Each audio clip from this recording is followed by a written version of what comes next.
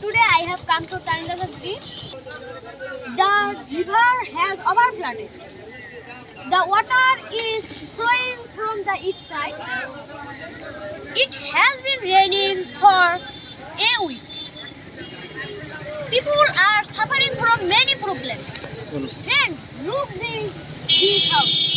The house is diving, isn't it? Yes, the boat is coming. Yes, the boat is ready. We need boat the river, isn't it? Yes, Now let's go. The sky is getting dark. The sky is overcasting. Then tell us about this river.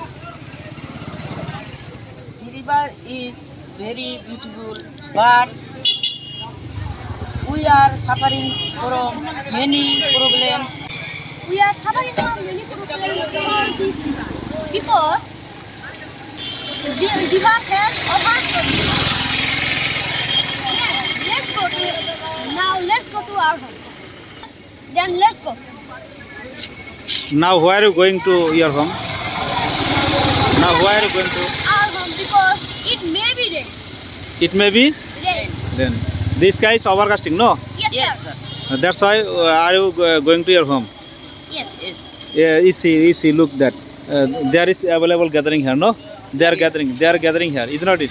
Yes, sir. They are gathering here, is not it? Yes. Jindiram has overflooded, no? yes. You look that. There is available gathering. It may rain. It may rain. Let's go. It may rain. Okay? If we don't go to our home, then we will wait for rain. People are suffering from many problems because it has been raining for many days. Now let's go. It is getting dark. If you don't go to see the sky, how? The sky is overcasting. Yes, now it is raining. Let's go to home. Brahmaputra আৰু পাহাৰীয়া অঞ্চলৰ ঢলৰ বাৰণি পানীৰ ফলত নামনি অসমৰ গোৱালপাৰা আৰু ধুবুৰী জিলাৰ বিভিন্ন অঞ্চল পানীত ডুব গৈছে। ইয়াৰ ফলত বিভিন্ন ধৰণৰ ক্ষয়ক্ষতি হৈছে। কৃষকসকলৰ বহুতো ক্ষয়ক্ষতি হৈছে। এই বাৰণি পানীৰ ফলত জীৱ জন্তুৰ বিভিন্ন ধৰণৰ অসুবিধাৰ সৃষ্টি হৈছে। নামনি অসমৰ বিভিন্ন ৰাস্তা ঘাট দলং ভাঙি চিঙি বিস্তৰ ক্ষতি সাধন হৈছে। কেইবাদিন ধৰি নেৰানেপেৰা বৰষুণৰ ফলত ব্ৰহ্মপুত্ৰ আৰু পাহাৰীয়া অঞ্চলৰ ঢলৰ পানীয়ে মানুহৰ বহুতো ক্ষয়ক্ষতি হৈছে। বিশেষকৈ কৃষকসকলৰ বহুতো ক্ষয়ক্ষতি হোৱাত এক হাহাকাৰৰ সৃষ্টি হৈছে। এনেকৈ আৰু নেৰানেপেৰা বৰষুণ হ'লে আৰু বেছি ক্ষয়ক্ষতি হোৱাৰ সম্ভাৱনা দেখা গৈছে। স্কুলৰ ল'ৰা ছোৱালীৰ ছাত্ৰ ছাত্ৰীৰ পঢ়া শুনাৰ ব্যাঘাত জন্মিছে আৰু পৰীক্ষাৰ ব্যাঘাত জন্মিছে। নামনি অসমৰ ব্ৰহ্মপুত্ৰ আৰু পাহাৰীয়া অঞ্চলৰ ঢলৰ বাৰণি পানীৰ ফলত নামনি অসমৰ গোৱালপাৰা আৰু ধুবুৰী জিলাৰ বিভিন্ন অঞ্চল পানীত ডুব গৈছে। ইয়াৰ ফলত বিভিন্ন ধৰণৰ ক্ষয়ক্ষতি হৈছে। কৃষকসকলৰ বহুতো ক্ষয়ক্ষতি হৈছে। এই বাৰণি পানীৰ ফলত জীৱ জন্তুৰ বিভিন্ন ধৰণৰ অসুবিধাৰ সৃষ্টি হৈছে। নামনি অসমৰ বিভিন্ন অঞ্চল ৰাস্তা ঘাট আৰু দলং ভাঙি চিঙি বিস্তৰ ক্ষয়ক্ষতি সাধন হৈছে। কেইবাদিন ধৰি নেৰানেপেৰা বৰষুণৰ ফলত ব্ৰহ্মপুত্ৰ আৰু পাহাৰীয়া অঞ্চলৰ ঢলৰ পানীয়ে মানুহৰ বহুতো ক্ষয়ক্ষতি হৈছে।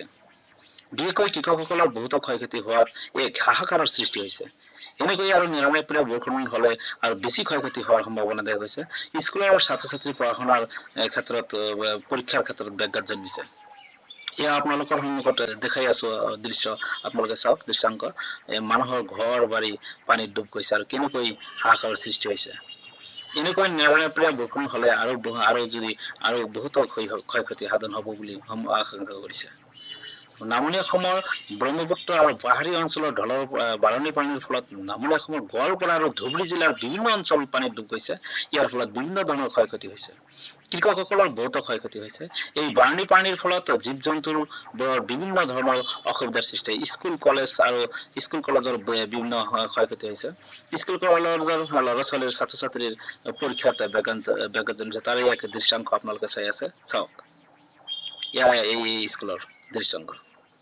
ল'ৰা ছোৱালীয়ে পঢ়া শুনাত ব্যাঘাত জন্মিছে। ল'ৰা ছোৱালীয়ে স্কুলত আহিব পৰা নাই আৰু নেৰানেপেৰা বৰষুণৰ ফলত বিশেষকৈ কৃষকসকলৰ বহুতো ক্ষয়ক্ষতি হোৱাত এক বিৰাট হাহাকাৰৰ সৃষ্টি কৰিছে।